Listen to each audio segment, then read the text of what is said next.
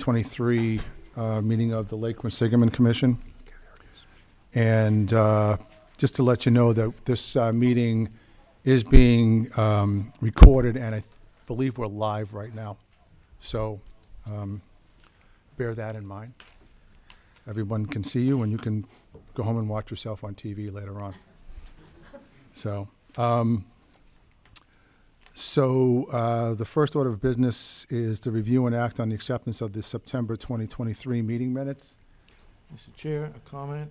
Yes. The expenses for last month, there are 3 typos. The first item was actually for $1,000, not the $1 that's listed there. Mm-hmm.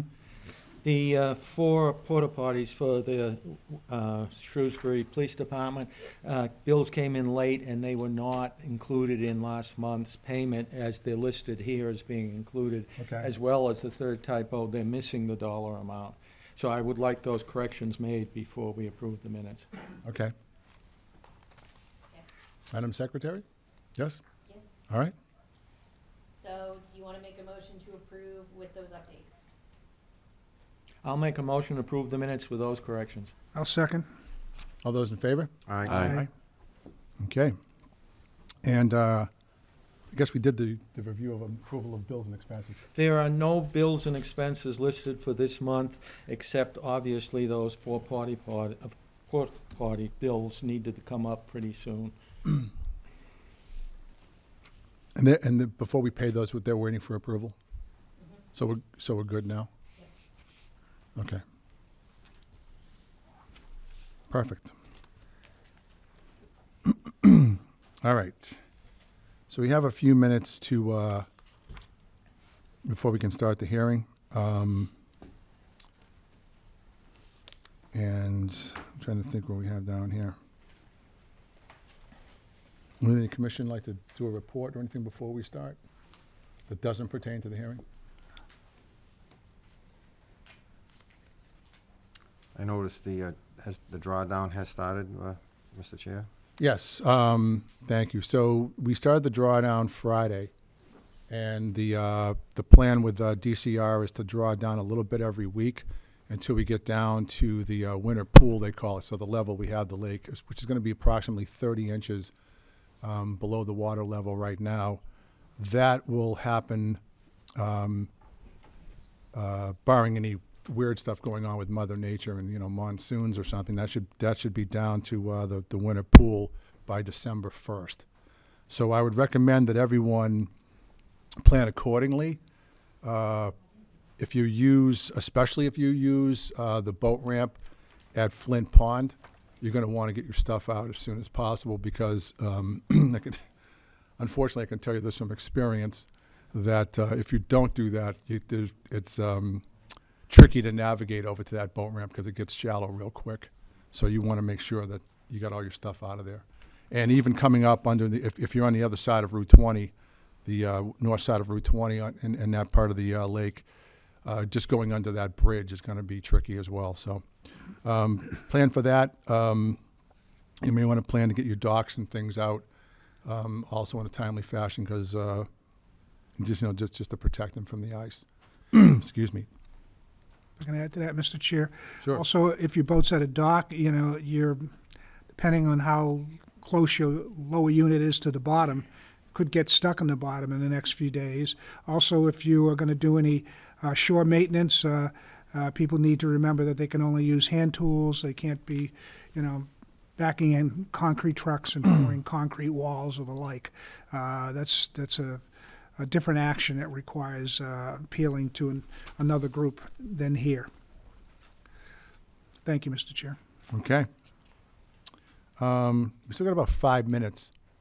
Patrick, Yes, you think you can get your stuff done in 5 minutes? absolutely. All right. Is there a mic there? Go to the podium today. Patrick, could you please go to the podium? Look official. Wow. Look at that, huh? Feeling very special here. Thank you, Mr. Chairman. We'd like to apply for permits for the regular season, the spring season races for both the high school and the collegiate races and the championship series that we've got running, Okay. that we've run for years. beginning April 6 and finishing May 25. And I did submit all the applications and also have it in a spreadsheet form, which I hope you have, which lists the dates, times, and if there are any ramp closures. The ramp closures are only requested for championship events. Okay. On the permits, we have those? Alyssa? Yes. Okay. There is a comment on the permits to maintain that open lane on the east side of the lake? Yes. Yes? Mhm. Okay. So we have that open. Yes. All right. And are you closing the ramp? Is there a race Memorial Day weekend? Yes, on Saturday, and what we'd like to do, as we have in the past, we'd like to close the ramp on Saturday, keep it closed from 7 a.m. until about 9 p.m. is what or 8:39, because we pull the course out on that afternoon right after the racing. So that's what we've done in the past few years, and barring thunderstorms, it's gone very well. Okay, and that's the Saturday of Memorial Day weekend. we're Correct. doing that. So the course would be out, the vast majority of the course would be out by 8 p.m. or 9 p.m. on Saturday of Memorial Day weekend. That's correct. Okay. Complete. Mr. Chair, are these typically the races that we've always had? Yes. They're exactly the same amount? Yes. It's actually smaller, less than last year. That's all, Mr. Chair. Okay, thank you. Any other questions or comments? Candace? Okay, I'll make a motion that we proceed with the QRA's race schedule for next spring. Is there a second? Second the motion, Mr. Chair. All those in favor? Aye. So voted. Okay. Thank you very much. Thanks, Patrick.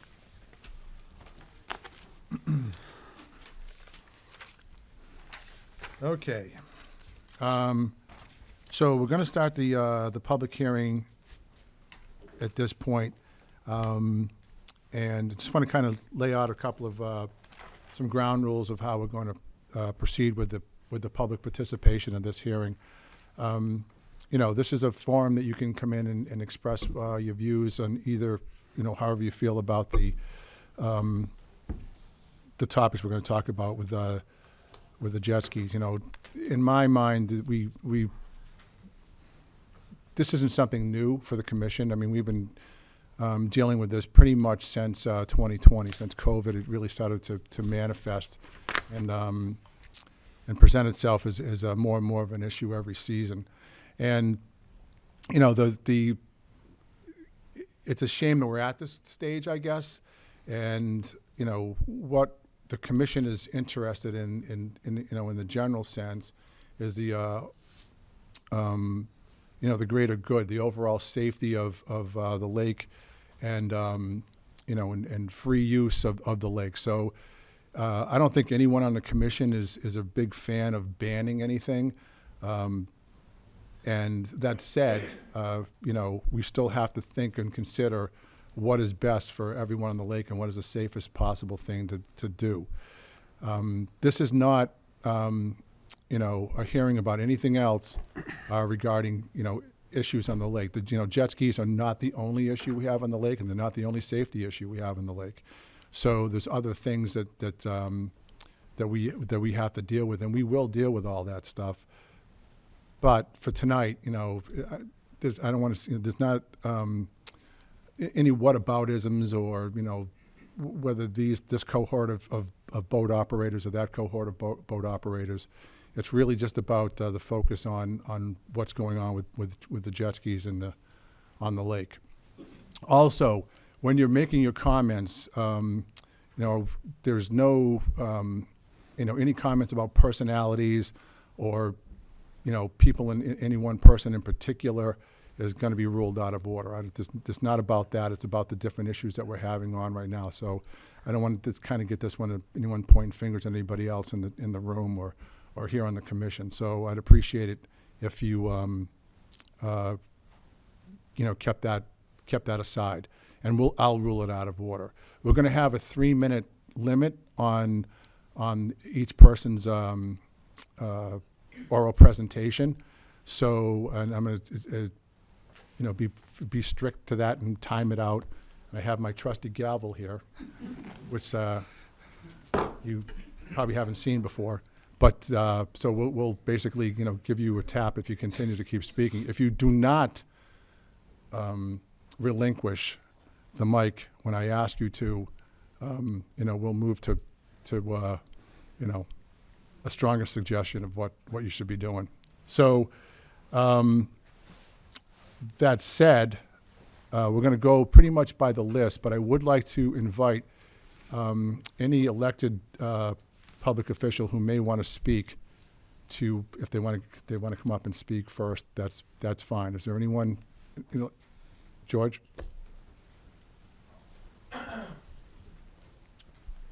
Just please introduce, you know the drill, but please introduce yourself and where you're from. Thank you. My name is George Russell. I'm the District 3 City Councilor from the City of Worcester. Obviously, District 3 faces the City of Worcester butts on the lake, and I'm just here more to listen, and I would encourage your honorable body to do the same, to keep an open mind, to listen to the input that the residents have, pros and cons, and make a decision. I know it's not an easy decision. We on the City Council made a similar decision on Indian Lake, and I think it'll be a vibrant thing, but I would encourage everyone just to listen to the sides and do what's in the best interest of everybody overall. Myself and your commission member, Mr. Pica, have a big, long history of working on issues on the lake. I'm a past president of the Lake Quinsigamond Watershed Association, and Mike and I were the ones that drafted the original legislation and actually set up the membership of the board. So I know I'm very close to the issues on Lake Quinsigamond, but what I'm here for is to listen, and I'm encouraging your board to do the same. Thank you, Mr. Chairman. Okay. Thank you. All right. Great. So one other thing I was going to mention too is that there's not going to be any interaction, I guess, between the commission and the speakers. So any questions you have for us, we'll reserve to the end of the speaking session, and then we'll address anything that we can. So.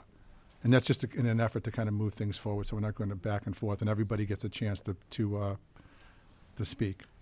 And our trustee secretary will. I think we also have the chief of police. From Oh, I'm sorry. Shrewsbury. Let me double check. I see him on here. I don't see him online. Mr. Chair, Yes. Yes. Chief Kevin Anson here. Yep. I just wanted to echo what Mr. Russell said. Same thing on our end. We're here to listen. First off, I want to thank everyone for being here this evening, taking time out of your day to come here and express your concerns. So we're going to, for the police department, we're going to sit back, listen, and hopefully we can be able to resolve the issues that everybody has. I want to thank everybody for coming here tonight. All right. Thank you, Chief. And just one last thing. I apologize. I'm remote, but I have the flu, so I'm next door on the computer. So That's right. It's doing us all a favor. All right. So our first participant. Next participant. Next participant. Thank you. I have Marguerite Cormier of Lake Ave in Worcester. Yep, go right up here. Please. Yes, everyone can go to the podium and speak. So, my name is Marguerite Cormier. I'd like to thank the Lake Quinsigamond Commission board members, the Shrewsbury Police Department, the Worcester Police and Water Rescue, the Environmental Police, the Town of Grafton, and everybody else who could attend this meeting tonight. I've been boating on Lake Quinsigamond since 1989. I've lived on the lake and have been a property owner on the lake since 1994. I pay elevated taxes to have this privilege. As a property owner of this full recreational lake, I take extreme offense and will do everything in my power to stop the ban or restrictions on jet skiing on this lake. When I hear statements like this from the Lake Commission, and these are quotes, Everything is on the table. A ban, a total jet ski ban on the lake, Quinsigamond, is on the table. If you're not going to behave, you're going to come after you, whatever we have to do. If we have to do a total ban on a particular type of watercraft because they won't obey the law, that's what we're going to do. To be honest, I'm just tired of it. I'm tired of the whole thing. Enough is enough, end of quote. And I can understand your frustrations listening to all the complainers on the Lake Quinsigamond Watershed Association forum that's supposed to be helpful, share beautiful pictures and sunsets and fun times. As a property owner, I cannot accept a total ban or restriction on jet skiing on the lake when you're a law-abiding citizen. I've come up with suggestions to help with this. I suggest higher entry fees at the boat ramp, giving out tickets to offenders. Hopefully the tickets will be tied to the watercraft registration, then renewal becomes a problem. Another possible solution is limiting the size of the parking lot at the boat ramp on North Quinsigamond Ave. Shrewsbury, Mass., adjacent to the Donahue Rowing Center, even though our lake is 772 acres, it's narrow, and overcrowding happens very quickly. Putting a curfew on when people can use the public boat ramp. Maybe the folks that drop their watercraft in have to be out of the parking lot by, say, 11 p.m., or the gates get locked and the vehicle and trailer left behind get towed at their expense. And here's my take on the no-wake buoys. Most times, whenever signage and no-wake buoys have been placed, I have noticed watercraft drivers obeying the no-wake zone areas. Folks seem to follow when everybody else is. However, some folks just act like they do not see any of the no-wake buoys and go through really fast. Hopefully, we'll be able to give those violators tickets. I've also noticed when the lake rises due to heavy rain, the no-wake buoys float away. We just bring them back once the lake goes down. When the boaters return, they'll see the no-wake zones. I hope Excuse me, some of just my, when it's, the buoys aren't our topic tonight. I appreciate Oh. you bringing that up, so just. If well, it's that was jet- just a suggestion to help with the Understood, why. but I slow made people pretty down. clear that just jet skis. Okay. All right, please. I hope some of my suggestions may be helpful and more tickets will be given out versus warnings to discourage watercraft or jet ski drivers from acting reckless on our very exciting fun-filled lake. All right, thank you, Margaret.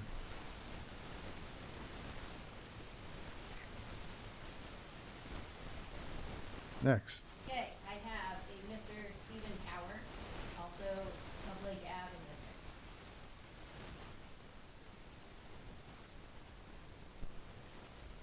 District. Good evening, everyone. My name is Stephen Power. I'd like to thank the Commission for having this public hearing and for everyone for being here for this important discussion. The first time I was on the lake was fishing back with my dad in the 70s, and I've been a homeowner on the lake for over 20 years. So the lake's provided with great memories for my family, friends, from swimming, fishing, boating, kayaking, jet skiing. Unfortunately, the lake atmosphere has changed, as things do, over time. And this jet ski situation should be addressed, and hopefully some suggestions can make some improvements. In my opinion, I believe the jet ski behavior should be dealt with just as motor vehicle behavior is on the public roads. It's a privilege to use both, and if someone is breaking the law, they should be held accountable by the police equally. Over the past few years, the lake has become more active, and more policing has been implemented, which has helped.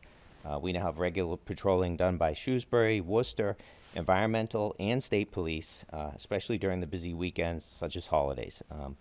And next summer, Shrewsbury Police, as I've heard, has a jet ski, which will help. That's great.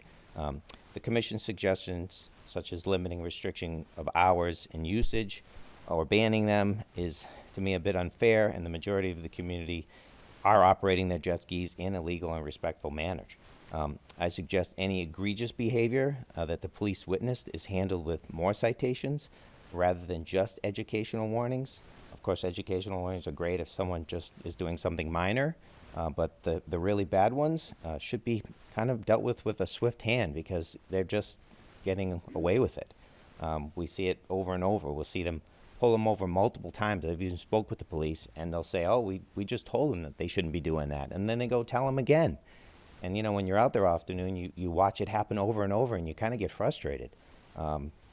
So anyhow, I do support the commission's idea of new licensing and safety regulations, but I wasn't sure if it's possible to implement those just for the lake and not statewide, and maybe the commission or the environmental police have an answer to that. Thank you very much. All right, thank you. Listen, I think that John has a presentation. I'd like to get that kind of behind us. Is If that that- John? Okay.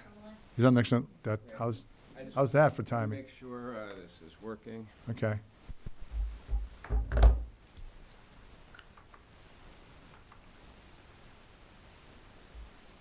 Will the chief be able to see this? I don't know if I'm asking the right technical question. The public can see you. All right, first I'm going to, Okay. just bear with me because we just use Microsoft Teams at work. I'm not familiar with Google, so I'm going to hit share. Yeah? I'm going to hit the little arrow up and hit share. You want to come over and give me a hand? Yeah, 1 second. I'm going to share my screen. So there we go. All right, All right, so we're in. give me a moment, Mr. Chairman. So I got to, and I would like to ask, my wife has signed up, has a presentation. She broke her arm. Yes, she Okay. fell down Cool. chasing the dog. She has a piece of this, so she wanted me to present her piece, if I may. She couldn't. She literally. I mean, you can ask my neighbors. She fell down and broke her arm. I almost couldn't make it tonight, but I would ask your Okay. understanding. How long is that? Going to Well, be? I'll say within the 6 minutes, right? It would be 2 people. All right, I'm going to let it go. God bless you. Okay, I'm a physician. I've been here since '76, a little under 50 years in Worcester and the lake. We've lived on the lake. I might say that as a physician, we do a root cause analysis when there's ever a trouble. And I know exactly the problem and I know whose fault it is. And I'm going to say that right now in just a moment. Make sure it's working. So I believe the fault here is the pond. The fault is the pond. We're the Worcester contingent on Flint Pond, and the pond is way too small, and the other people who are at fault is everybody here, because we're saturating the holding capacity of the pond, and that's the problem. The jet skis are great devices. The people are basically nice, but there's just too much capacity on the pond. And as a root cause analysis for a problem, you look at the problem and you prevent harm. Physicians do no harm, and we have to prevent a problem. The other thing is that the useful area of the pond is under 75 acres, and it's smaller than Indian Lake. And I'm just going to show facts, okay? So the first issue is the goal. The goal is fair public access to Flint Pond. It's not a specific agenda. However, the primary fact is that there needs to be a safe method to prevent harm on the pond. The other issue is Oak Island, because there is an inordinate number of jet skis that come from there. So if there's too much capacity on the pond and we have to limit it in some way, our concern as Worcester residents who see Flint Pond directly, and I'll share some information with you. Let me just set my timer so I don't go over here.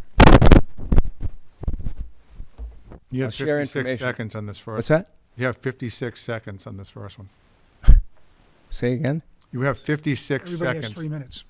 Okay, so we're going to show you, bear with me, just facts about the pond.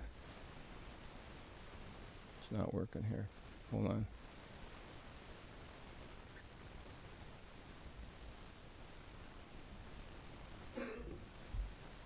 I'm trying to get this to go. I can't, my show, I'm going to have to do it this way. I don't know why it's not. I'm going to have to do it this way. Give me one more sec here. Yeah. Okay, John, so that's the end of the first three. All right. So I suggest on the second part of this, you just Sure. do it verbally and get it out as best you can. All right.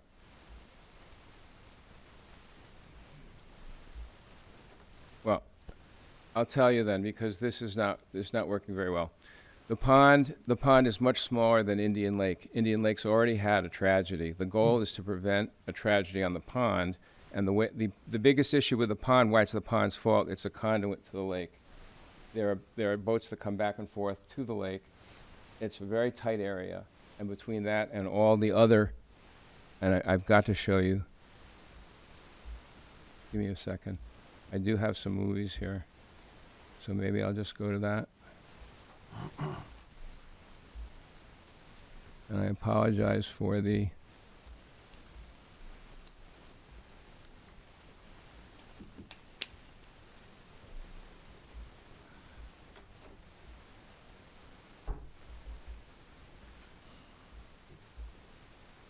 Unfortunately, you can't see, but this is, we see Oak Island. We see too many people coming.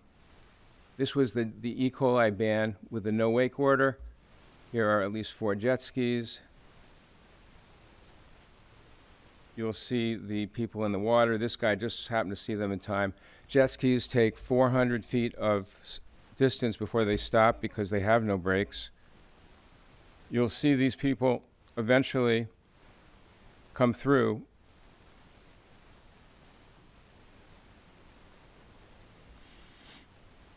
And I'm sorry there's not noise, but you'll see the bobbing heads here in the water.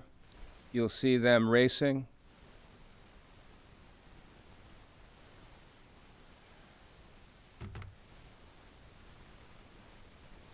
And you'll see them passing the people again. They're well within the 150 feet boundary.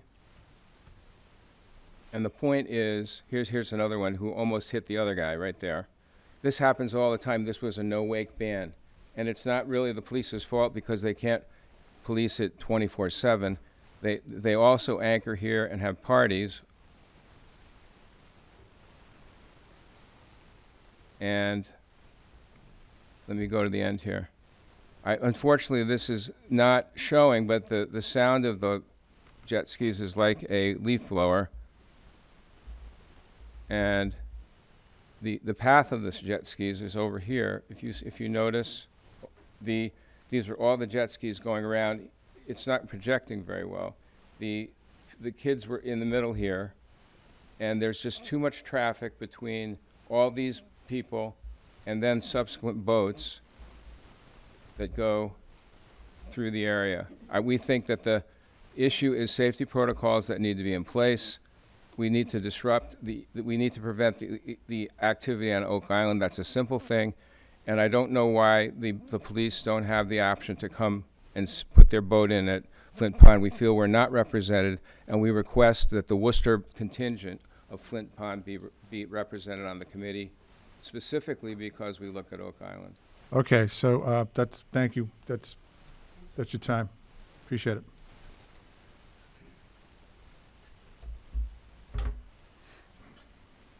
Is your wife Kathleen O'Grady, or is that? That's the one who fell down the stairs, Okay. chasing the just wanted dog. to double check. So the next person I have. I hope she's okay. Yeah. Lisa yeah.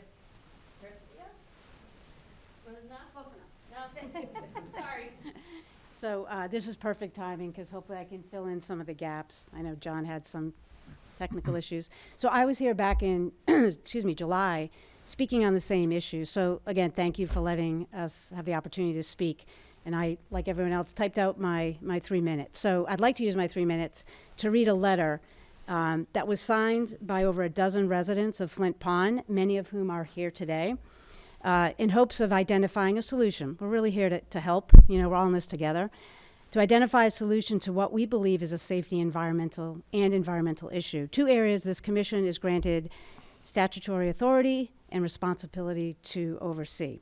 So we are residents of Point Rock Estates and the neighborhoods abutting Flint Pond and Oak Island.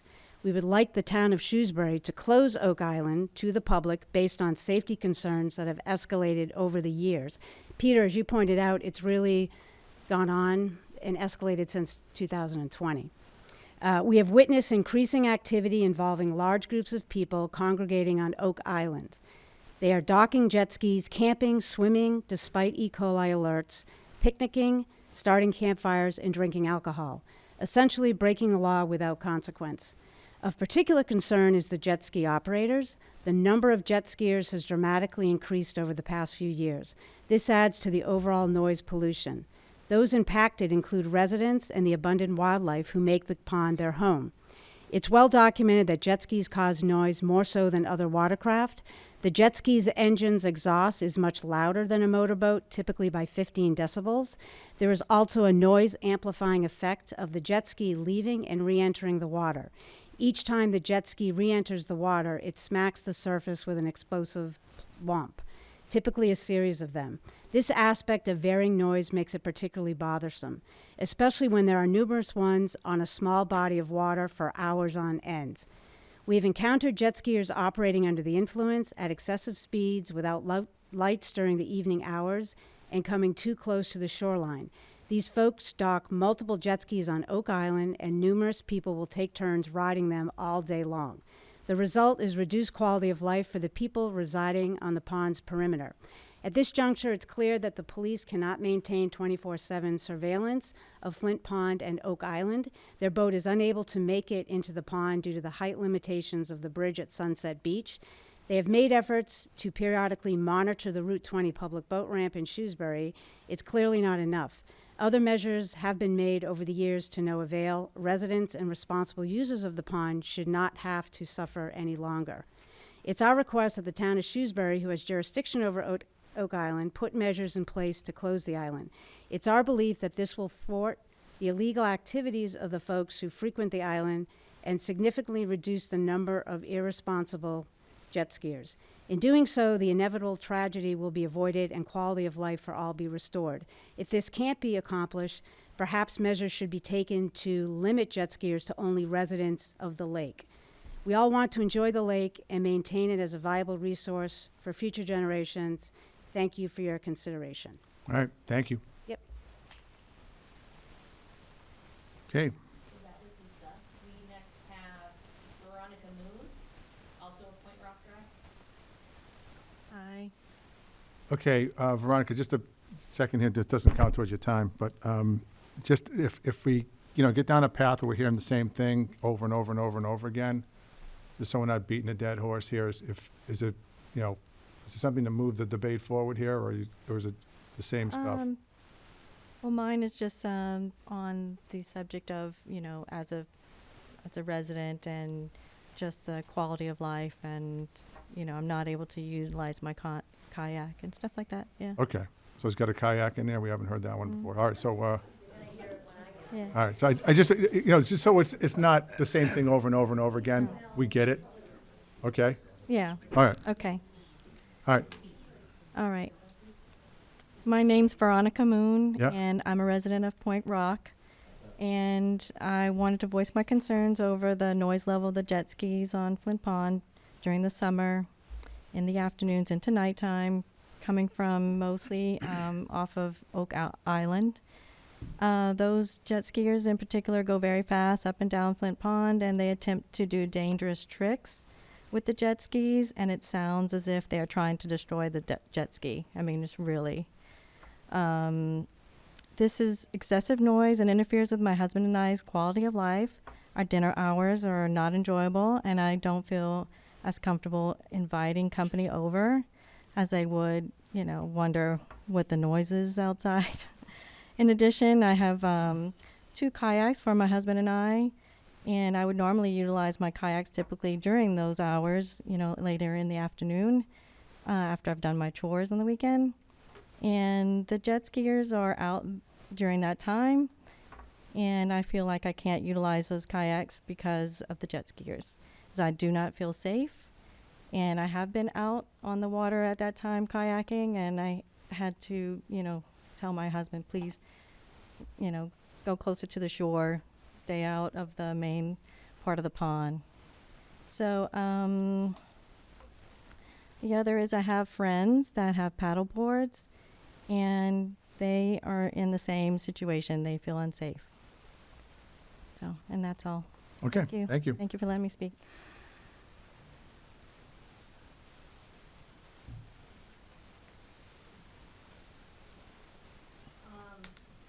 So I have Elizabeth Fitzpatrick, also like rock. Now I'm all nervous because I have the sort of the same stuff, but some is a little different. So thank you for giving me my 3 minutes.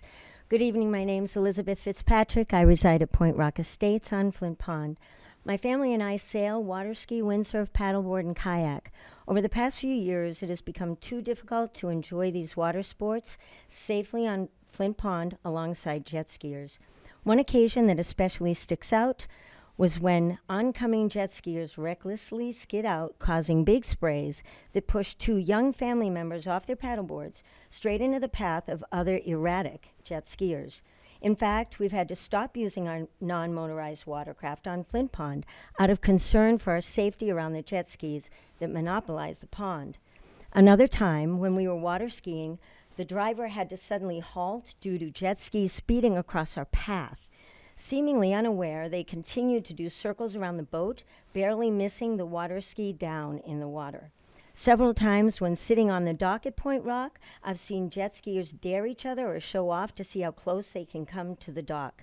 That's just more risky behavior threatening an accident. Oak Island Shores, which is part of Flint Pond, is filled in the summer by large groups partying and jet skiers mooring there. My biggest concern are the speed at which jet skiers launch with little awareness of what is near the shore, and the cooking fires they build daily, posing an extremely high risk of igniting the trees. And all of this activity is in blatant disregard of posted signs prohibiting it. Jet ski noises penetrate all of small Flint Pond. When motorcycles aren't allowed to exceed 85 decibels in Massachusetts roads, the noise from numerous jet skis at 160 possible decibels day in and day out becomes exceedingly intrusive to life on the pond. Flint Pond's isolated location makes it one of the only havens in the area for osprey, eagles, herons, swans, beaver, fox, and even deer, to name a few. Flint Pond is small and it's shallow, only 6 feet deep. A single common jet ski, little fact, dumps 30% of its fuel into the water unburned. That's 4 gallons of unburned oil and gas going into the water each hour. That gives high probability of damage to the flora and wildlife in and around Flint Pond. Jet skis were banned from Indian Lake for good reason. I lived on Indian Lake for 11 years before moving to Flint Pond. Jet skiers have found a new hidden playground at Flint Pond. I see the same dangerous activities that Indian Lake had, yet Flint Pond proper, we're not talking the lake, Flint Pond proper is just 1/2 the size of Indian Lake. We must act to prevent the same tragic jet ski accidents that occurred on Indian Lake. So, since all attempts have been unsuccessful at stifling the unlawful activities on Oak Island and curtailing the many jet ski issues at Flint Pond, I support a 2-pronged, I'm trying to get pretty specific, temporary trial starting 2024. First is a temporary restriction of all access to Veronica, Oak Island. We're over to 3 minutes. So finish 2 your thought. seconds. Second is to institute a temporary ban of jet skis on Flint Pond. This wouldn't affect the use of public boating ramp by other boats. Thank you. Thank you.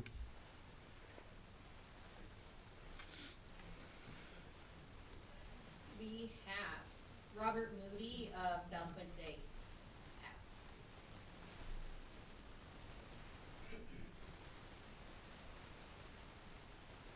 Hi, I'm Robert Moody of South Quincy, as you heard. I didn't prepare anything. I didn't type anything out. My feeling on this is just that we've been living in the lake for 20 years. I grew up there, and we have a jet ski. We ride it responsibly. We don't get pulled over. Everything they say is true. But all those people don't live on the lake. You know, it's people that come into the lake. I don't know if you can do anything about just, outlawing them for people that don't live on the lake, because we experience the same problems. But it's kind of like if someone is driving around and they get in accidents or drink and drive, you don't ban all the cars. you know? So that's just my feeling. Thanks. Thank you.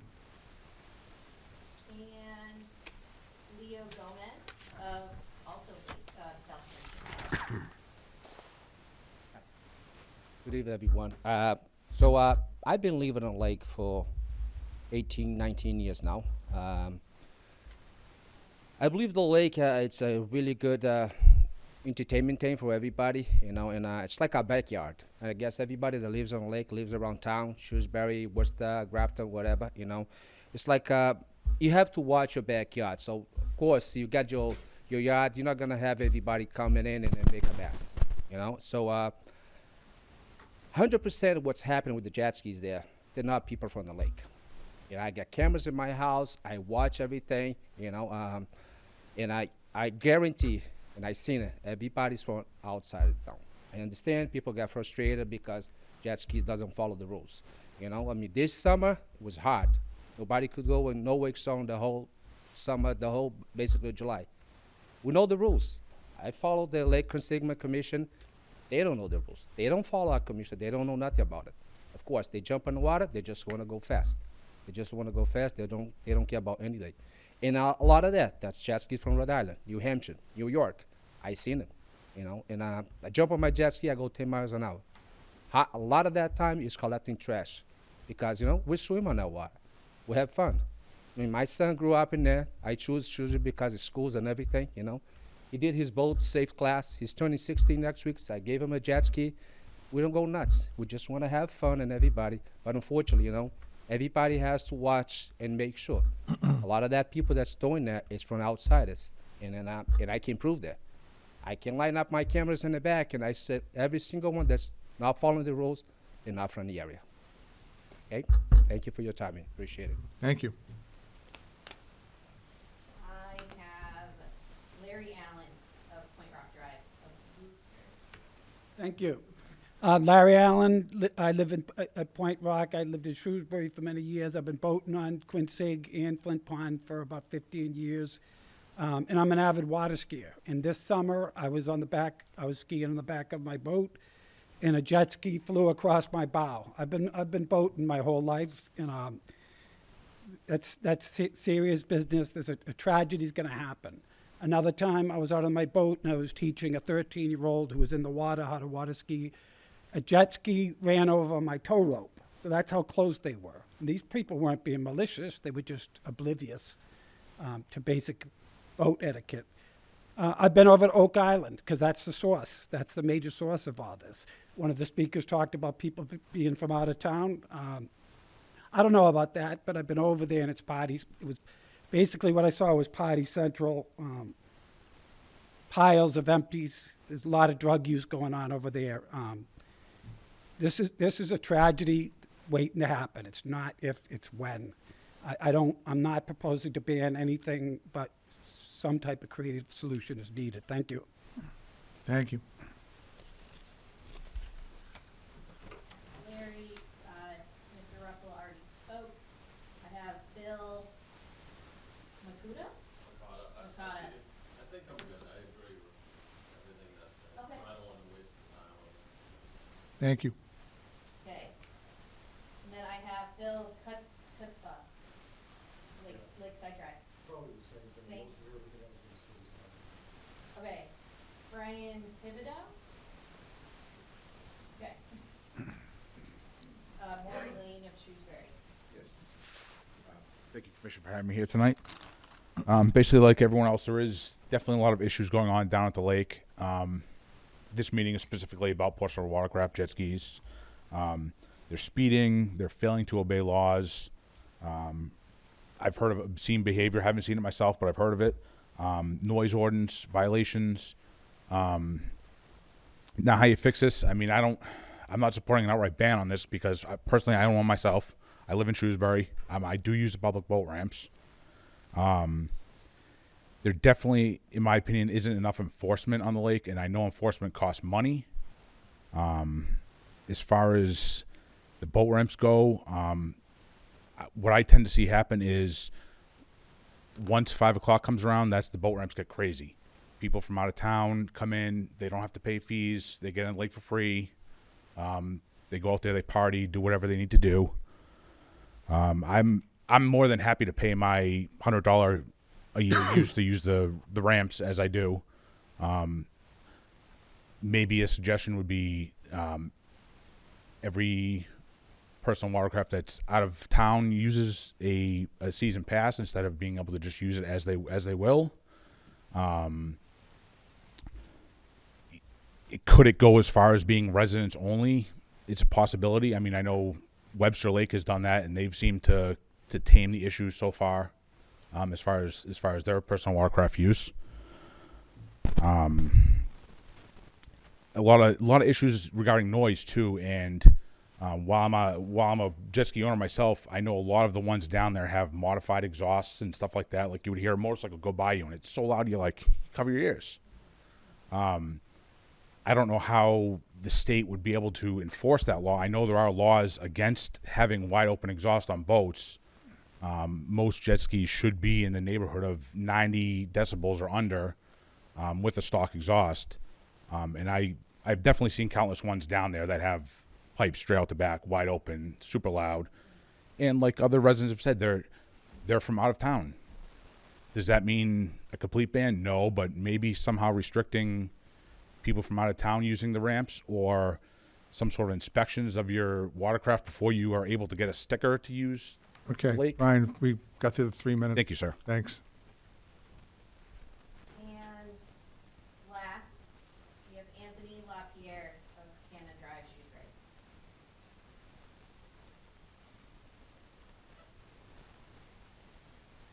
Hey guys, thanks for having me. I'm on board with the jet skis. I live in Edgemere on the condominiums right on Oak Island, right at the end. So we see them go by all day, every day. Personally, I have no issue with them. I like them. It's definitely the residents only, I feel like, is the best suggestion that I have. I mean, my son grew up on the boat, on the lake. He's over there passed out right now. But I wanted him to be here for this, to hear a little bit of it. But he's been a week old on the lake, boating, jet skiing, kayaking. We just know when to go for the kayaks. Can't go in the busiest time. Paddle boards, can't go at the busiest time, stay on the perimeter. But we have fun, and we're responsible, and we respect the lake because it is our backyard. It's the people that don't respect the lake. We don't want to lose it. You don't want to lose it. You got to respect it if you don't want to lose it. So it's just, it is getting a little out of control, but I feel like it's not the residents at all. And you just got to respect it. And that's all I got to say. Thank you, guys. Thank you. That's it? That's it. Did anyone? Nope. That's it. Okay. So I think you just have to vote to close. Just make a motion. Well, I think that before, did we close the hearing? Yes. Yeah. Comment. I'm going to ask the commissioners and our guest law enforcement folks to, if they have any comments. I'll, defer to you guys first if you want to. The people from Massachusetts Environmental Police. Okay. Hey, I'm Sean Santos. I'm the Colonel of the Environmental Police. I want to thank the Lake Quinsigamond Commission for putting this on. All the concerned citizens, thank you for your concerns. I'm going to take the sage advice of the District 3rd Counselor there and Chief Anderson. I'm going to take this all in, and we'll see what we can do to improve the situation. Obviously, we're all committed to public safety. That's what it's all about here, and anything we can do to support that or foment that, we'll be prepared to do. Okay, thank you. If I may, just one course. thing. Listening to everybody here, there's just one factual correction that needs to be made. The Webster boat ramp does not ban jet skis. Webster boat ramp has a program where out-of-town residents are paying a much higher exorbitant fee. But again, that's a town-owned boat ramp. That is not a state-owned boat ramp like you have here at both Flint Pond and Quinsigamond. Right. So that concept would not work here. And also on Webster Lake, and just to flesh this out a little bit, Webster Lake does have a state ramp on it. So a jet ski, because there's a misnomer that jet skis aren't allowed on Webster Lake.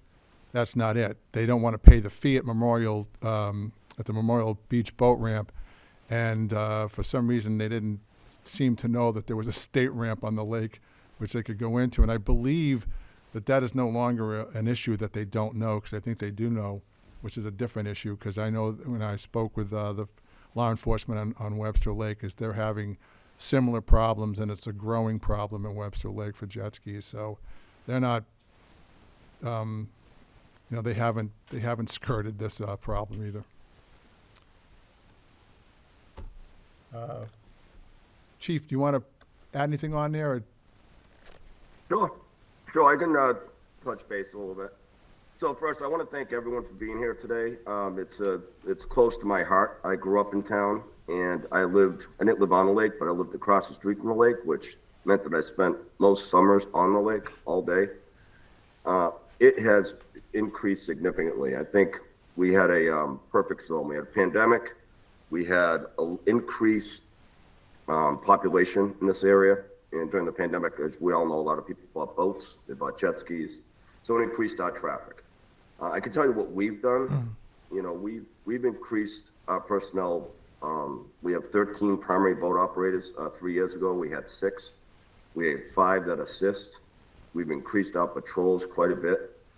My opinion is I'm not a huge fan of banning things, but then again, this is not my decision. This is the stakeholders, the people that live on the lake, the residents. It's your decision.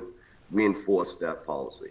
But I do have a plan for next year as a department, whether we ban jet skis or not. And we're gonna hit it in 3 different prongs. We're gonna educate, we're gonna do enforcement, and we're gonna do environmental design. So what I would support is having a sign on both boat ramps in several languages explaining the laws of the lake. As far as enforcement, I don't know if most people here are aware that we did buy a jet ski, and that particular reason for that was due to the complaints and our difficulty having access to Flint Pond in Oak Island. And then the third piece is environmental design. So I've been speaking with town management about, designing that Oak Island, opening it up, clearing some of the brush, making it more like a park, making it available that police can have access to get in there very easily. So we could, during our patrol, we can just drive right in there. A perfect opportunity would have a full park with parking. I don't know if financially that's feasible, but some version of that so we could have more access to that area. So those are just some of the things that we're planning on doing. I also advocate for a quiet time. When I was researching different aspects of this particular subject, a lot of the lakes in New Hampshire, they have quiet time. So sometimes it's 5 to 6, sometimes it's 6 to 7. Some lakes have it twice a day. So that's something to think about. But that's how I feel we could approach it. But again, I'll support whatever the stakeholders feel is reasonable and necessary. Okay. I'm good. Good. They pushed out. Yeah, he said it all. All right. Only thing I can add is my captain said we have to put our smaller boat on Flint Pond a lot more next year. That was, we pulled the boat out on the 28th, our smaller boat and our bigger boat, and he just wants to see the smaller boat on Flint Pond more next year. I do have, we're a 13-man unit, and I have 6 guys that are assigned to boat 1 full time during the summer. Okay. Good. That would be really, really helpful. Brilliant. That's brilliant. Yeah. So, that's it? Yep. Bill? Nothing really, except I would like to mention that actually in the many discussions we've had about the jet skis, I was very pleased to hear a couple of suggestions from the stakeholders here that have not been brought up in any of those discussions. So I think this was extremely useful. Okay. Is that it? Yep. Mr. Piker? Well, I've been listening, obviously. And like Commissioner Nelson, I'm appreciative of the suggestions that have come forward tonight.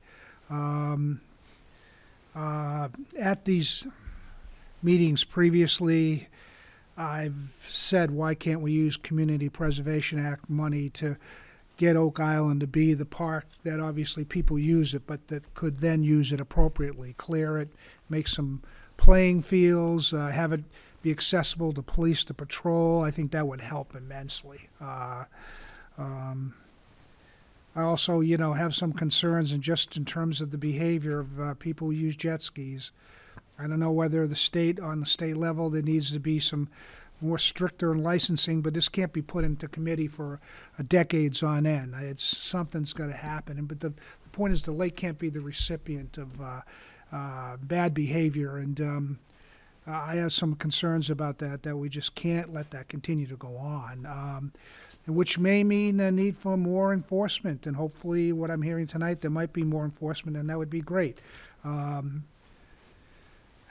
As to whether in terms of the issue of allowing just residential butters to have jet skis and otherwise not allowing for others, I just wonder about it, that system, how it would work. You'd have to have stickers. People could make counterfeit stickers. I can't see how enforcement can be running down every jet ski as to whether, they're a valid residential butter who should, thus then are allowed to have a jet ski on the lake or not. That's there's just the enforcement of that I see as being probably overwhelming and too cumbersome. I would like to think that this commission should consider the public testimony given tonight, and then at a future meeting, maybe the next meeting, thus then come to some determination as to whether we should proceed. But let it be known that this may have to be revisited again if we don't, say, vote to ban jet skis now or for a year. The problem has to improve. We have to do something to deal with the issue. Thank you, Mr. Chair. Thank you. Mr. Polito. I just want to say I think a lot of good points have been brought up tonight, and I thank all the people that participated. I think that everybody here is aware of what needs to be done. It's just how do we get to that point?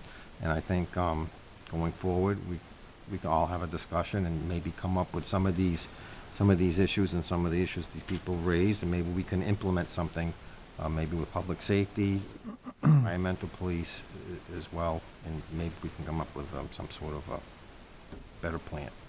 All right. Thank you. Sammy. Thank you, Mr. Chair.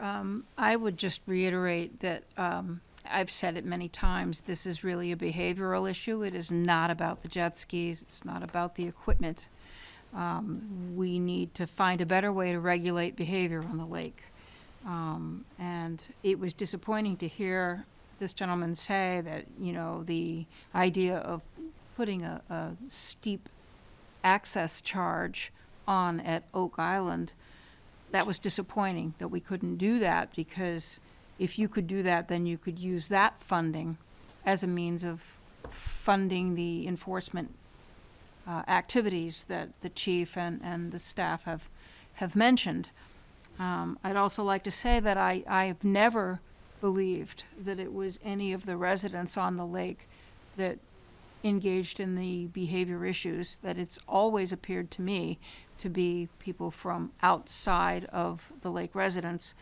And it's interesting to me that the people who are here tonight are all lake residents, and we don't have representation from the people who are the worst bad actors. And so we don't hear their side of the story. And those are my thoughts. Okay. Are there any bad actors? Raise your hand if you're not here. Okay. Just wanted to make sure that you're not, you didn't think you'd be welcome to speak. Okay.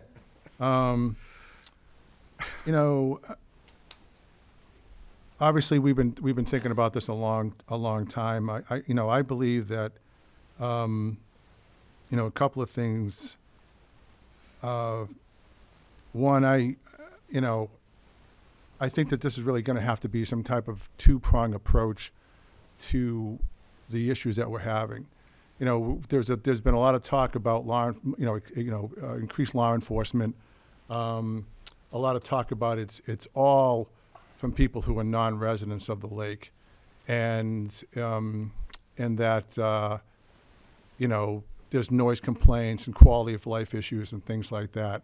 And just to kind of bring things back down to a sense of what we can regulate and what we can't regulate, or what we can, what we should expect, is that all of us, the first part about it is from a quality of life standpoint, I believe that, I'm a lifelong lake person, and I've been fortunate to be around the lake almost my whole life.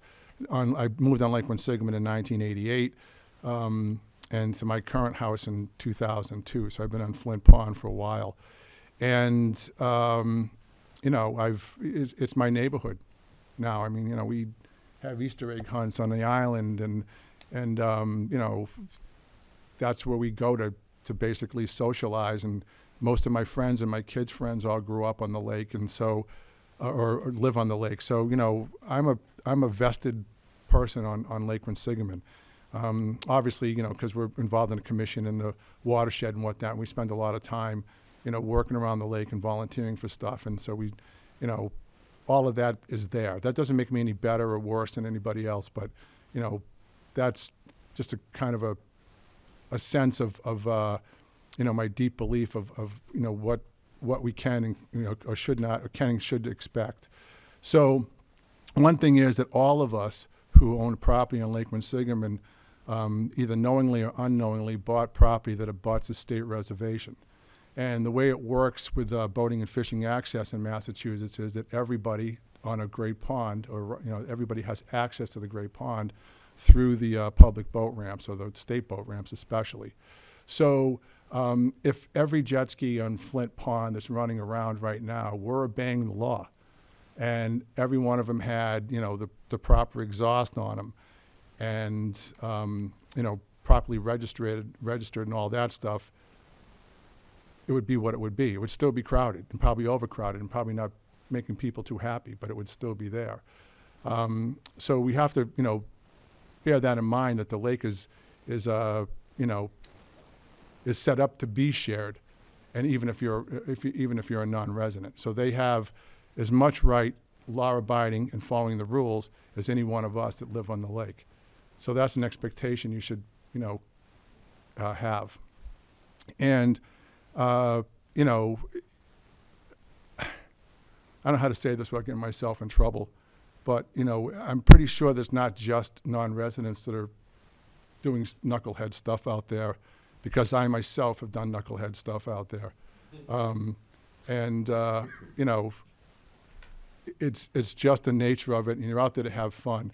Law enforcement's job, and I respect these guys to no end, these people to no end, because we have some female officers on boats now, that it's a fine line. They don't want to be out there, basically stopping everybody for every little thing that they do, because people are out on the lake to have a good time and to use the lake reasonably. Obviously, if there's something egregious going on, if there's a repeat offender or something that's just outside the pale, they're gonna stop and do it, and they're all dedicated to protect the people that they serve. So it's that fine line. None of us want to be out there and get in trouble for stuff. I remember, in fact, I was paddleboarding around the island, and I had a kayaker go by me, and I said, "Watch out. There's an environmental police officer on a jet ski, and he's checking vests on the kayak." So it's you're supposed to have one on there, and if you don't, you're going to get spoken to about it, and maybe even get a ticket. So it's a way. They don't kick you off, but I mean it's something that they have to do all the time. I wish that the law enforcement said more about the stuff that they do on Lake Quinsigamond, especially. But I think we stopped 300 people on jet skis from coming into the lake last summer, for various reasons. The jet ski wasn't registered, the trailer wasn't registered, there was some other thing. There was a couple of times where the people actually had warrants against them. And a lot of people don't know that, because a big thing I hear on Facebook all the time and in my emails and texts that I get and phone calls is that no one's doing anything about this, and that's not the case. And we have 4 law enforcement organizations on Lake Quinsigamond. We have the state police on here. We have Mass Environmental Police on here. We have Worcester Police and the Shrewsbury Police. 4 different organizations, on the law enforcement organizations on this lake, doing stuff. I think one weekend they kicked 180 people off of Oak Island. Still, with all of that effort, it's overwhelming. And it hasn't stopped. And it's incredibly unsafe. And we are fortunate that we haven't had a fatality out here. We are fortunate that things haven't been worse than they actually have been.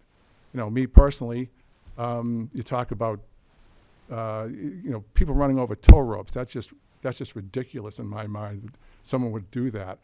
I was coming under the Route 20 bridge into Flint Pond, coming home, and I have an inboard ski boat. I have to kind of putt through there, forward, neutral under the bridge.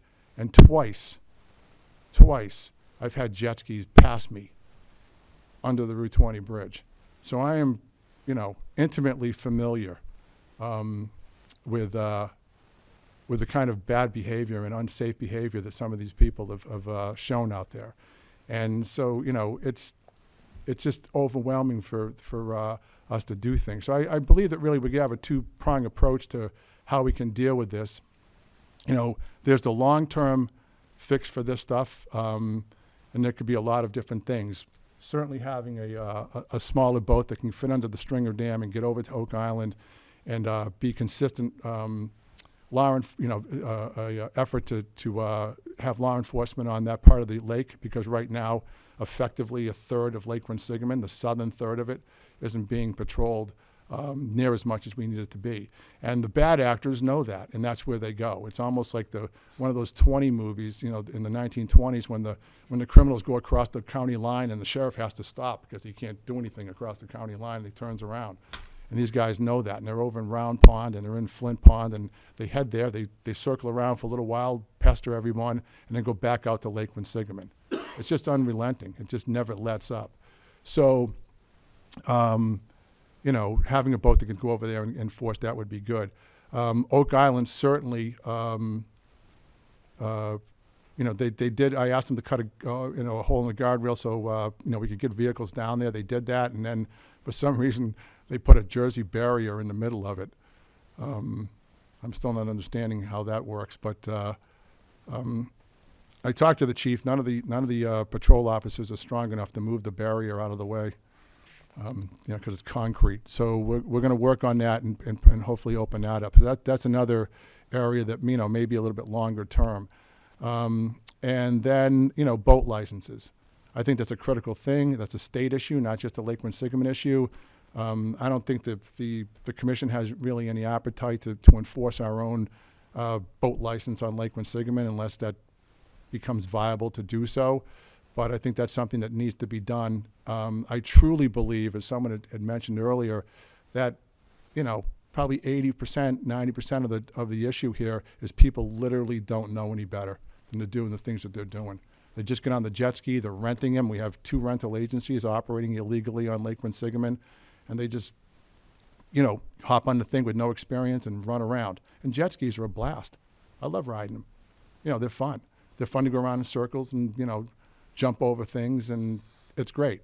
So, I like to see people having fun, but, it gets out of hand, and they don't understand that they can't go 70 miles an hour in Flint Pond, and they can't go, 40 miles an hour pass a boat underneath a bridge, where they can't see on either side of the bridge. So, it needs to be, we need to have, education and, some type of license or certificate that they have, like New Hampshire and Connecticut and other states around that, basically would make it easier for us to enforce things, because right now, if, law enforcement stops a jet ski for doing something that they shouldn't be doing, unless it's really egregious, they give them a ticket or a warning and basically send them on their way. If we stop them and they don't have a boat license, then we can escort them to the ramp and they can get off the lake. And so we can eliminate some of that stuff, just by doing that. But that's a long-term fix. It's not something that's going to happen overnight. And if you're familiar with government at all, nothing goes fast. So, in the short term, the acute problem, what do we do? Does anyone in this room on Flint Pond or Lake Quinsigamond, and if we move them off of Flint Pond, that's the other question. I'm a Flint Pond resident. Someone had told me in the conversation this week that, well, you don't really see it like we see it because, you're beside Oak Island and not in front of it, and we have to look at it all the time and they're going around. Every single jet ski that comes onto Flint Pond has to go by my house to get to Lake Quinsigamond. So, yeah, I see it. And they're zipping by at 70 miles an hour. A lot of them are 15 feet from my dock when they go past. Some of them even closer than that. So, yeah, I see it all. But if we ban them in Flint Pond, we're just moving the problem onto Lake Quinsigamond. That was the problem I had when they banned them in Indian Lake. Indian Lake, when they banned those jet skis there, they just moved the problem to another lake, in this case, in their own city. So they just came to my neighborhood. But the reality of it is we were having problems with jet skis before Indian Lake banned them. So that, our issues were there at that point. I'm not a big fan of banning anything. I don't really think it's a good idea. I think it's a slippery slope. I believe that it may not even be that effective because there's nothing that's going to stop these people from buying a boat. You can trade in the jet skis, they can buy a boat. If you say to them, well, they can't afford a boat, I think you're underestimating them. On Oak Island, if you noticed, most of these people don't get there till 1, 2 o'clock in the afternoon, sometimes later than that on the weekend. The reason for that is they're working. They're working on the Saturday. These people are masons and they do tile and they're electricians and plumbers. They have an organization called the Aquaholic Riders. And, they do have resources and they can buy a boat. They probably could afford a boat. So, banning it doesn't always make sense. That all said, if it's overwhelming and we can't stop them in a normal sense from law enforcement, what do we do? What can we do to do this? Does anyone in this room want to keep going through this summer after summer, until we get this thing straightened out, until we get boat licenses, until we get more resources for law enforcement? I would like to ask a question, though. If you're proposing, since all the trouble seems to be on Flint Pond, and doing any type of procedure or ban or anything, how will we be notified that this has happened? You won't see any jet skis around. Yeah, but I want to be able to react to that when it happens, because I'm not going to accept that. Not going to accept what? The ban or restrictions on Lake Quinsigamond. I understand their frustrations on Flint Pond, but Oh, okay. Well, first of all, I would we're want not going to just ban them on Flint Pond or anywhere else. And the problem isn't just on Flint Pond. The problem's on Lake Quinsigamond as well. It's on Twin Island. It's on any place where they can gather. It's at Browning Beach, on the north end. It's all over. So it's at Quinsigamond State Park. So it's this jet ski issue is all over the place. Will it be in the paper, or how would we know? Excuse me. That's all. So if that becomes an issue, we will I'm actually going to get to that point. So. I don't know exactly what the solution is going to be. I'm just laying out, our alternatives. I respect, that the folks that own jet skis and ride jet skis on Lake Quinsigamond, the law-abiding citizens should not be punished for whatever other people do. That said, as a commission, we have to consider the greater good and the greater safety of the lake. So that's how we're probably going to approach this. So what I'm inclined to do now is to move this to committee. I'm going to ask for volunteers, and not everyone that volunteers is going to get appointed to the committee, but I want the stakeholders, I want the people who have jet skis and people who are frustrated with jet skis. I want both sides of that issue. I would like to have law enforcement involved in this from their perspective, and members of the commission on there. And, we have probably the next meeting we'll have will be in January of 2024. So we have, probably a couple of months to kind of sit down, come up with some viable solutions that will make sense for everyone. If we if we were to ban, just give you an example of you know, the things we have to consider, because there's all kinds of rules. Boating and access, fishing access, basically has a lot of sway over what you can do on a lake and what you can't do on a great pond. So if we were to ban non-residents from Lake Quinsigamond, it would basically ban them from coming through on the state ramps. That would ban everybody from using the state ramps to launch their jet skis. So not just the non-residents. So in other words, we'd keep non-residents off the lake, but you know, you'd have to find out another way to get as a resident, to get your jet ski on the lake. That doesn't mean that the non-residents can't sneak on the lake as well. You know, we already have, like I said, 2 rental agencies that are bringing in multiple jet skis, carrying them over the Jersey barriers at Browning Beach and plopping them in the water with guide boats and lookout boats on the lake to tell, you know, when law enforcement is coming and to change the jet skis and to refuel. And all that's done without a permit and illegally. So, you know, we have to figure out how to stop all that stuff. But, you know, that's what we're going to move to do. And we'll go from there. And, you know, we'll keep everybody abreast. We're not going to do this in the dark. So. Appreciate that. Mr. Pica. If I can make one more point, and I've heard this tonight a few times, the word overwhelming. I said this years ago.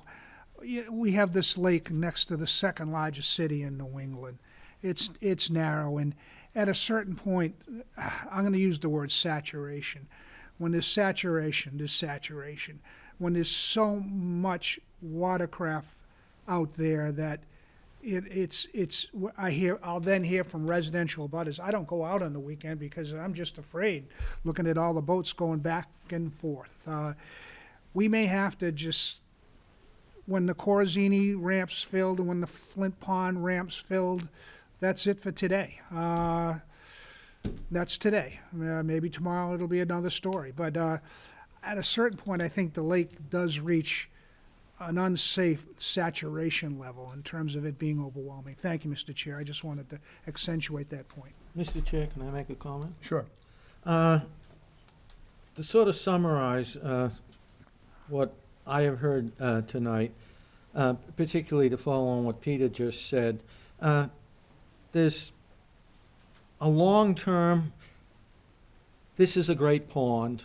Fish and Wildlife controls the access ramps. They paid for and built them to allow people from all over the state to use the ramps. There are all sorts of state rules, what can be done in great ponds, what can't be done, how you can regulate jet skis. So those are long-term problems that the commission probably is a small body to work on those for statewide solutions. But what I'd like to stress is there's also short-term solutions that we can do. And basically that is somehow to help law enforcement in trying to control the uncontrolled jet skis now existing every summer on Lake Quinsigamond. And there are various things we can do to help them because they're working as hard as they can. If they had more tools, they could probably do a better job. For example, there could be education. If someone who was a transient wanted to come on to Lake Quinsigamond would have to have a safety sticker, which they'd have to take a course in the fall taught by maybe one of the law enforcement agencies. That would be one. Or two, as people suggested here tonight, if we somehow could limit the capacity under some sort of safety standards, if they had a tool like that, that would help them. If I heard so many people say they didn't want to ban jet skis, but maybe the residents be willing to have a speed limit for jet skis lower than normal. So everybody, transients as well as locals, could use their jet skis because a lot of the people tonight said they don't go that fast on jet skis compared to transients. If we had a special law in the short term limiting the speed on Lake Quinsigamond, that would help with law enforcement. If we had a limit on noise, people talk tonight about excess noise, that would help law enforcement. So what I want to stress is there's hopefully a lot of things we can do in the short term, basically helping law enforcement so they can do a better job making Lake Quinsigamond a better place with respect to jet skis. That's it, Mr. Chair. Okay. You know, just one comment on the educational part. I think education is more of a longer-term solution than a shorter-term solution, just to kind of get the logistics of educating people and issuing stickers and, you know, we're looking for something for, you know, my time frame, I'm thinking of something for next season. You know, how are we gonna, you know, get this, right now, it's not really gonna be an issue unless they come up with a, you know, well, the snowmobiles, I guess, could be the next thing we have a problem with, but, you know, some of that stuff's gonna be a little bit longer term to figure it out, and that's what we wanna do. You know, I think education's gonna be a big part of it, I do agree with that. All right, Can I make one comment? Because the jet skis that are coming off of Oak Island are being reused consistently, like a resident would use a jet ski going around and then they'd come back home or whatever, but, you know, the jet skis coming off of Oak Island are being reused by different people, like coming off and on and on and on, and that all day long, you know, right. Can I add to that, if the water ski, you have a new water ski for the pond, because the pond is unique. It's unique from, separate really from the lake. Right. Access-wise, but size. But if they're gonna have a water ski, can we somehow have assurance that there would be a certain length of time or a certain time of day that'll always be there, stationed there? That's a jet ski, sorry. A jet ski. Well, that's something we have to work out with law enforcement. Hopefully, you know, when we go through the committee, we'll work all that stuff out, because some of that stuff is longer term. It's nice to say we need more law enforcement, we need another boat, we get the jet ski things on there, but there are other factors that, you know, because Shrewsbury and Worcester and the state, and, you know, there's other mouths to feed as far as law enforcement goes. So, you know, there's you know, certain realities that we have to go around. I agree with all the stuff you're saying, and we're gonna advocate to get more resources here at the Lake Quinsigamond. You know, the environmental police, for example, I think they probably spent more time on Lake Quinsigamond than almost any other pond, great pond in the Commonwealth, maybe combined. And, you know, we're one pond, and we're not the biggest pond, and, what's it, up to 300, something, over 300 great ponds in this, I'm not sure the number now. yeah, there's a lot. There's a It's a lot of waterfront. What I can confirm, sir, for my area, the capital for this area, over 80% of the waterborne patrols for the entire summer of 2024 for 42 cities and towns in southern Worcester County were on Lake Quinsigamond. Right. The environmental police. And it's still overwhelming. So, Still we have a problem. yeah, so that's the kind of the scope of what we're talking about. Peter? What? So we're gonna move on, John. Should So, close this hearing, though. so Yeah, we should close the Okay, hearing. Flint Pond, you keep saying Lake Quinsigamond. Yeah. I don't know why you can't separate the issues. It's not. Flint Pond versus Lake Quinsigamond. It's a small area. John, Not Lake you know, it's one thing in my mind. It's one thing in the commission's mind. It's one area, it's one bridge, it's all connected by water. I think that's the problem. It's not a problem. And not even that, Flint Pond is 167 acres, so Usable No, part, the the usable part navigatable. that's not how they look at it. No, hold it. Good. No, it's 40 acres. It's 167. No, it's the usable, I'm John, sorry, my don't tell me the usable stuff. That doesn't matter to me. I'm going by how the state looks at it, and that's how they look at That's it. how gerrymandering works, too. Okay, all right, that's enough. All right, so, anyway, we're gonna, move to close the hearing. Do I have a Make a motion? motion, we close the hearing, please. Second. Second. All those in favor? Aye. So voted. All right. Thank you, by the way, for not making me use this. We're close. All right, Moving on to other business. to other business. I lost my, Okay. Just for the public's knowledge, Mr. Chair. the Yeah. commission, 1 minute. go ahead. If anybody wants to leave, you can be excused. yes, oh, yeah, well, I think they already, And the APO, so, We're still conducting the commission meeting business. yeah. All right, the meeting is The not hearing over. is over. Yeah, the hearing is, Brian, we will publish that in a public manner, so you'll know how to do it. So just keep an eye on the Lake Quinsigamond webpage, okay? Next item of business, Mr. Chair. I snuck in the back. Yes, so, folks, In the back. folks, bring a gavel. hello, oh, I have to do it. No, do it. Hello? The meeting's So still the going meeting's still going on, so we need to, Or you can stay.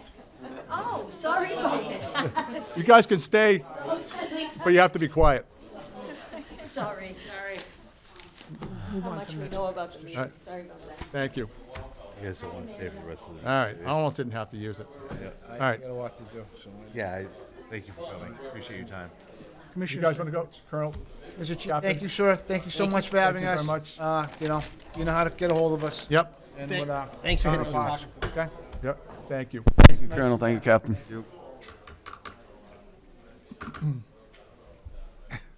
All right. All right. 7:10, public hearing, like Quinsigamond discussion. his reports. Public petition review, and we already did the thing. Commissioner reports. Mr. Pica. do It's you the got? most slack time of the year, Mr. Chair. I was out boating today. It was extremely cold, but there was nobody else out on the lake. And even the Eagles have taken their fall-winter sojourn. I understand their behavior is such that they will go for like a 500-mile trip from their nesting place, which I haven't seen them in a couple weeks, so they must be doing just that. There's a couple of people, but since rowing pretty much officially is done in terms of the fall schedule, the temperature and all, it's just the lake is about as fallow of a period of time as there is any point in a given year. It's going down. We already addressed the fact that people should be aware of that relative to boats in the lower units. The clarity of the water, Mr. Chair, from my observation of things, is getting a little better, and the turbidity may simply be the clarity of the water may be better relative to turbidity because there just isn't as much use of the lake with a lot of boats. Other than that, Mr. Chair, that's pretty much it. The buoys are in. I noticed that's another good thing. In terms of my observations, thank you, Mr. Chair. Thank you. All right.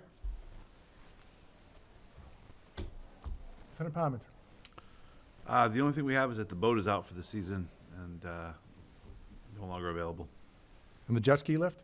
Did that thing- Installed and secured for the winter. All set. Okay. They just picked it up? Yes, it is. Yep, yep. It will not be destroyed by ice or anything. A brilliant design. Yes. Okay, good. Both our boats are out of the water as well, shrink wrapped. We'll put them back in before Memorial Day, or however weather dictates. If it's 9 degrees Right. in if it's April, snowing. I'll have a boat in the water. That's right. All right, thank you. If El Nino hits, I might have one in February. You'll be dodging the, don't put the new boat in with the ice out there. So, little chunks of it will be hitting the fiberglass. Mr. Polito. I'm all set. All set? Thank you. No report. All right, thank you. Mr. Nelson. Well, I guess I can just mention with the Lake Quinsigamond Rowing Club's Caffeine Classic last Saturday, the 4th, the last regatta on the lake has been held. And with the cold weather, the lake being lowered, the docks coming in on the Shrewsbury side, essentially rowing has ended on the lake till next spring. Maybe a couple of the colleges might still try it in 8s, which is a little safer. As far as the masters rowing and the singles, it's basically, if anyone wants to go out, there'll be individuals and they'll be under cold weather rules. But other than that, it's ended. Cold weather rules is The sum of the water temperature and the air temperature has to be less than, and there's 2 sets, less than 90 degrees Fahrenheit or less than 100 degrees Fahrenheit.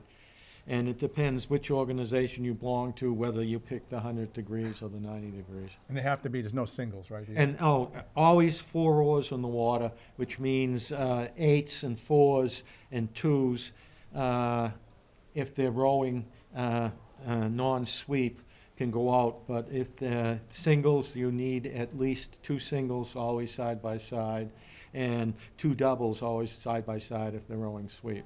Okay. All right, thank you. And that's it for reports, and let's see. Is Nick's not here, right? And I guess it's the update from the Lake Quinsigamond Watershed Association.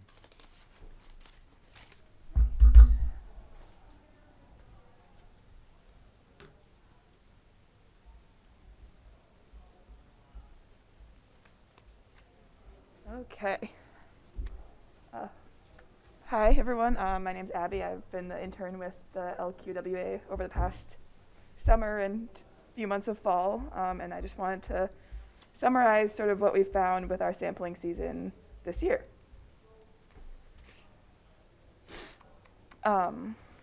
So yeah, just an overview.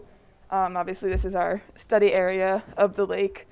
It doesn't show up great on this screen, but there's, North Basin sites and South Basin sites in pink and purple, and then just a zoom in of our study sites. So as you can see, there's 4 in the lake itself, and then 6 that feed into the lake but are very close to it. And, watershed area of the whole watershed feeding into the lake is about 15,000 acres, and then the lake itself is around 700 acres. And these are just some other characteristics of the area. So we have the land use, which is pretty mixed, impervious surfaces, which contribute a lot to the different sources for E. coli because you have runoff when you have rain events and all of that. And then also environmental justice criteria, which isn't super relevant, but is just something to note that there are a lot of minority groups who might want to use this lake, and if we have E. coli issues, then that is not possible. So our sampling methodology, we collected samples bi-weekly, so every other week, not twice a week, at 10 sites in and around the lake for 10 weeks between May and October. We collected duplicates, so the same site got 2 samples and blank samples, so just pure water to make sure that the lab would analyze it as pure water for each round of sampling. And samples were collected in bottles either by hand or with a pole if you couldn't reach the water with just your hand. And we adhered to a Mass DEP approved quality assurance project plan. And all of our analysis was done by Alpha Analytical. So our standards, a result is considered an exceedance when a single sample has greater than 4 to 10 colonies of bacteria, or when the geometric mean of 5 samples has greater than 120 colonies of bacteria. And just a visual representation of that, we have 120 and then combined 410. So 410 is going to be a lot more, but still both are quite a lot of bacteria. And so this is just sort of the raw results. Anything in red is an exceedance. And some sites had few to no exceedances, mainly the midpoints in the lake. And then some had quite a lot, notably Coal Mine Brook, Billings Brook had some record-breaking numbers. And then this is just taking the geometric mean over 30-day periods to get a better idea of which sites are consistently, out of compliance. And from here on, I'm going to be presenting all the data as the log value, just so that all of it can fit on one graph more easily, but the relationships are still the same, just the numbers might look a little different. So then this is just the weather that we had during the sampling period, so some notable rain events that impacted E. coli levels. So this is the data we've collected over the past 4 years. And as you can see, this year we had a record high level at, I believe it was Billings Brook. And when this is not log transformed, it's about 18,000, which is a lot. And so yeah, this is just the exceedances over the past 4 years. It does look like it's increasing, but that's just because the standard changed. So that's sort of more of an artifact than an actual change. And yeah, just looking at 4-year exceedances by site, we have anywhere from like 21, 15, 18, 26 at O'Hara Brook, 22 at Fitzgerald Brook, and then Meadowbrook only 7, 8 at Tillys Brook, and only 1 at South Basin Midpoint, and that was this year. That's the first time it's had an exceedance in the time that we've been sampling. And then similarly in compliance, looks like this, and then some sites have a lot more in compliance, such as Tillys Brook. That might not be right, I don't know. But there's differences between sites that have a lot in compliance and a lot out of compliance. Meadowbrook generally is very good, as are the midpoint sites. And so for this year specifically, these are all of our results throughout the whole sampling period. You can again see that very high value in yellow towards the top. And overall, sites with majority exceedances, there was only 3. So most of our sites were in compliance the majority of the time. But again, we had that record high value. And then these were all in compliance the majority of the time. And then we had a tie at Belmont Street Outfall. So more sites were in compliance than out of compliance this year, but those out of compliance values are getting much higher. There's 3 main repeat offenders, which have been consistent over the past 3 years. And we had that record high count at Fitzgerald Brook. And this is also the first time that a mid-lake site has ever been out of compliance in the 4 years of data collection, which was North Basin Midpoint on 9/6. There wasn't a lot of wildlife spotted throughout the sampling season except for the geese on the lake. It was a very rainy summer, so we had lots of high water levels and storms. I believe Barbara had to sample during a tornado warning when I was absent. So yeah, lots of different weather patterns happening that could impact what we're seeing in the water. And the water also became more turbid with a greater presence of algae and scum over the duration of the season. And there was a lot of interesting smells in various sites associated with different levels of E. coli. And so some ideas for the future with this project, there are lots of ways you can use GIS modeling to sort of see what factors might be impacting water quality, which might be something to look into. Watershed-based planning, source tracking for those heavy hitters so we can actually understand, okay, we're seeing these exceedances over and over again, but why is that, and is there anything we can do about it? And then also just collaborating with other groups who sample this area or similar sites on the lake to what we do, and pooling that data and analyzing it thoroughly. So yeah, that's it. I'm happy to take any questions. Thank you very much. Thank you. Thank Nice, you. nice job.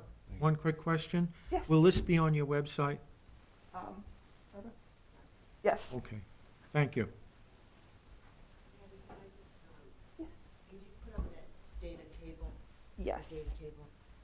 The one sample that Abby mentioned was the first time we've had a mid-level sample exceed, was over 1,000. At that same time, there was very high levels in Coal Mine Brook.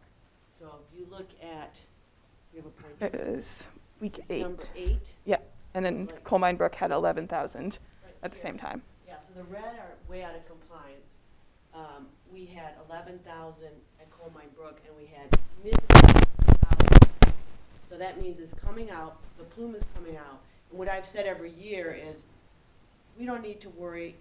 Bacteria degrades very quickly by the time it gets to where people are. Yeah, that was just going through my head when you're saying that. Not at this time. There has been complaints for the last 3 years. We've sent people, we've called DP, we've called the city, made several complaints, several different, watershed people, residents have made complaints. Worcester's gone out and investigated, they haven't found anything. But I did bring it to Jackie and Nick's attention, and hopefully they'll do some more source tracking, because there is definitely something going on up there. And also, one time when Mike was telling me, it was the one time that Abby couldn't, there was a very great discharge coming out from the Route 9 bridge. I'm not sure if I mentioned it last time I was here in September, but we also called. That's the Belmont Street outfall, right? Belmont Yeah, Street I've seen that actually. Yeah. Yep. A gray, very silty Yep. gray discharge. We called Concom, called Lakes and Ponds, and no one came out. Right. So, we definitely need to do some more source tracking. There's a lot going on. Okay. Abby, thank you. That was a great job, man. So, I think that I'm just going to ask if, Luke, do you have anything for us? All your guys out of the water? You sure Joe May's not? Oh, I have no idea. Huh? Be there until the water's frozen. Joe, you're an animal, man, if you're listening. All right, so review correspondence. I'm just going to go through this real quick. Emails, the jet ski people that wanted to speak. So all the emails from the jet skiers are basically people that wanted to speak. I also got a letter, which you actually heard tonight, that came across for us. So that's basically the gist of that in a nutshell. And outside of that, set the date for the next meeting, which will be January's We have Wednesday, January 31st, 2024. 24. 24, 7 p.m. It's going to be back at the police station training room. That's the 21st? Okay. 31st, sorry, 31st. 31st. All right. So, Make a motion, Mr. Chair, that we adjourn. Second? all those in favor? Aye. Aye. Opposed? All right, Chances are good I can't make We're done. that meeting. thank you.